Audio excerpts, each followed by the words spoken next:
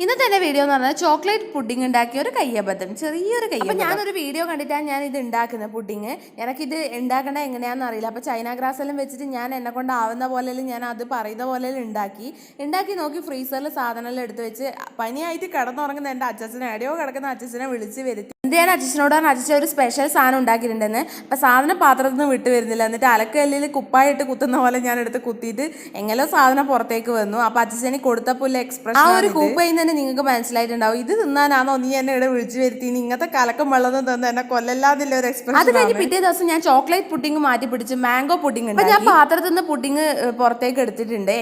അപ്പം വന്നപ്പം തന്നെ എനിക്ക് മനസ്സിലായി സാധനം നല്ല സക്സസ്ഫുൾ ആയിട്ട് നടന്നിട്ടുണ്ട്. സാധനം സക്സസ്ഫുൾ ആയതിന്റെ ഒരു സന്തോഷ പ്രകടനമാണ് നിങ്ങൾ ഈ കണ്ടത്. എന്നിട്ടാണ് ഞാനത് മുറിക്കുകയും അങ്ങനെ മുറിച്ച് കൊടുത്തപ്പോഴാണ് എനിക്ക് മനസ്സിലായത് പുഡിങ് ഇപ്രാവശ്യവും ഫ്ലോപ്പ്. സാധനം വായിലെത്തുമ്പോൾ നല്ല ടേസ്റ്റ് ഉണ്ടെങ്കിലും ആ ഒരു രീതിയിൽ വന്നിട്ടില്ല. അപ്പൊ ഇനി ഇമാതിരി പണിക്ക് ഞാനില്ല. അപ്പൊ വീഡിയോ ഇഷ്ടപ്പെട്ട ചാനൽ സബ്സ്ക്രൈബ്